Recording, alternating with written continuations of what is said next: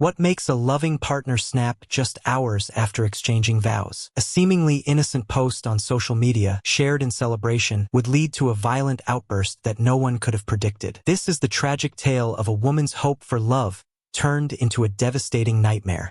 A woman's belief in a new chapter in her life, ending before it even truly began. What happened between them was more than a disagreement. It was a deadly secret that had been hiding in plain sight, and that secret would soon cost her everything. Don't forget to subscribe for daily updates on the latest true crime stories.